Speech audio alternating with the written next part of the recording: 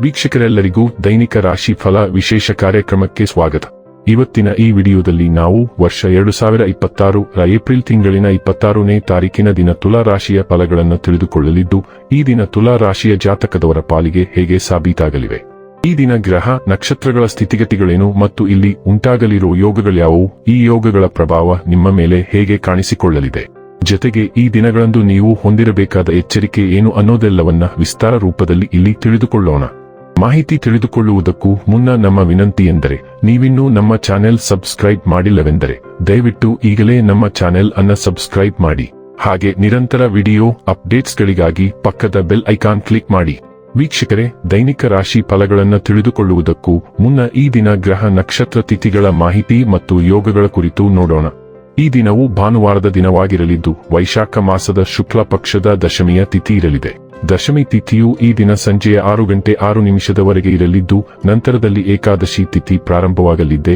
ಜೊತೆಗೆ ಈ ದಿನ ರಾತ್ರಿಯ 8:27 ಮಖ ನಕ್ಷತ್ರದ ಗೋಚರವಿರಲಿದ್ದು, ನಂತರದಲ್ಲಿ ಪುಬ್ಬ ನಕ್ಷತ್ರದ ಗೋಚರ ಪ್ರಾರಂಭವಾಗಲಿದೆ. ಜೊತೆಗೆ ಈ ದಿನ ರಾತ್ರಿಯ 10:28 ವೃದ್ಧಿ ಹೆಸರಿನ ಯೋಗ ಇರಲಿದ್ದು, ನಂತರದಲ್ಲಿ ಧ್ರುವ ಹೆಸರಿನ ಯೋಗ ಪ್ರಾರಂಭವಾಗಲಿದೆ. ಇನ್ನು ಈ ದಿನ ಚಂದ್ರದೇವನು ಸಿಂಹರಾಶಿಯಲ್ಲಿ ಗೋಚರಿಸಲಿದೆ. ಅದೇ ಸೂರ್ಯದೇವನು ಈ ದಿನ ಮೇಷರಾಶಿಯಲ್ಲಿ ಗೋಚರಿಸಲಿದ್ದಾನೆ.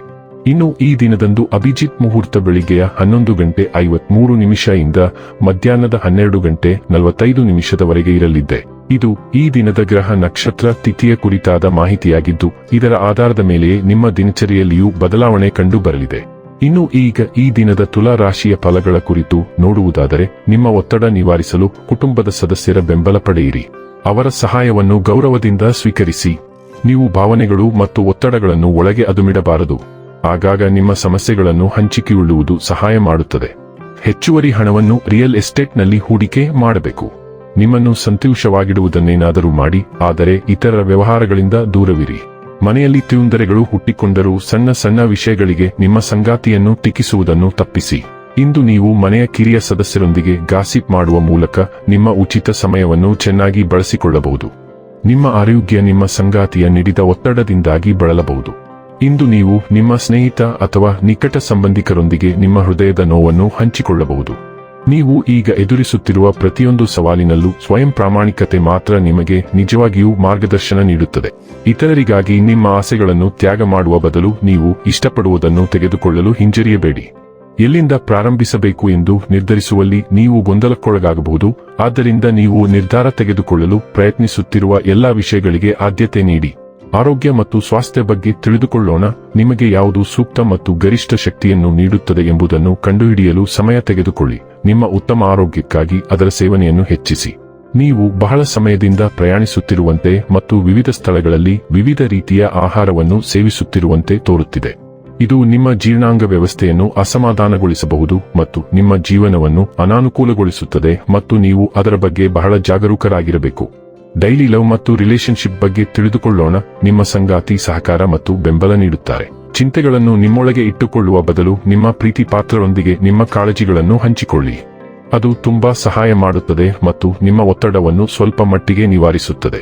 ನಿಮ್ಮ ಸಂಗಾತಿಗೆ ಸಂಬಂಧಿಸಿದ ಕಾಫಿಯಾಗಿದ್ದರೆ ಅದನ್ನು ಪ್ರಯತ್ನಿಸಿ. ಅವರು ಸಾರ್ವಜನಿಕವಾಗಿ ಹೆಚ್ಚು ಪ್ರತಿಕ್ರಿಯಿಸುವುದಿಲ್ಲ, ಆದ್ದರಿಂದ ನೀವು ಅದನ್ನು ಸುಲಭವಾಗಿ ಹೊರಹಾಕಬಹುದು. ವೃತ್ತಿ ಮತ್ತು ಹಣ ಬಗ್ಗೆ ತಿಳಿದುಕೊಳ್ಳೋಣ. ನಿಮ್ಮ ಮತ್ತು ನಿಮ್ಮ ಸಂಗಾತಿಯ ನಡುವೆ ಘರ್ಷಣೆ ಉಂಟಾಗುವ ಸಾಧ್ಯತೆ ಇದೆ, ಆದರೆ ನೀವು ನಿಮ್ಮ ನಿಲುವಿಗೆ ಅಂಟಿಕೊಳ್ಳಬೇಕು ಮತ್ತು ಅದರಿಂದ ಹಿಂದೆ ಸರಿಯಬಾರದು. ಈ ಪರಿಸ್ಥಿತಿಯು ಶಾಶ್ವತವಾದ ದೂರವಾಗಲು ಕಾರಣವಾಗುವುದಿಲ್ಲವಾದ್ದರಿಂದ ಚಿಂತಿಸಬೇಡಿ. ತಾತ್ಕಾಲಿಕವಾಗಿ ಶೀತದ ಭಾವನೆಗಳು ಉಂಟಾಗಬಹುದಾದರೂ ನಿಮ್ಮ ಸಂಗಾತಿ ನೀವು ಸರಿ ಎಂದು ಭಾವಿಸಿದ್ದನ್ನು ಮಾಡಿದ್ದೀರಿ ಎಂದು ಅರಿತುಕೊಳ್ಳುತ್ತಾರೆ ಮತ್ತು ನೀವು ಅವರಿಂದ ಅಥವಾ ಅವಳಿಂದ ಹೆಚ್ಚಿನ ಗೌರವವನ್ನು ಪಡೆಯುತ್ತೀರಿ. ಇನ್ನು ಕೊನೆಯದಾಗಿ ಈ ದಿನ ಮಾಡಿಕೊಳ್ಳಬೇಕಾದ ಉಪಾಯಗಳ ಕುರಿತು ನೋಡುವುದಾದರೆ, ಅಜ್ಜ ಅಜ್ಜಿ ಅಥವಾ ಹಿರಿಯರನ್ನು ಗೌರವಿಸುವುದರಿಂದ ಆರೋಗ್ಯದಲ್ಲಿ ಸುಧಾರಣೆ ಬರುತ್ತದೆ. ವೀಕ್ಷಕರೇ, ಇದಾಗಿತ್ತು ತುಲಾ ರಾಶಿಯ ಜಾತಕದವರ ದೈನಿಕ ರಾಶಿ ಫಲದ ಮಾಹಿತಿ ಇಷ್ಟವಾದರೆ ವಿಡಿಯೋವನ್ನು ಲೈಕ್ ಮತ್ತು ಶೇರ್ ಮಾಡಿ.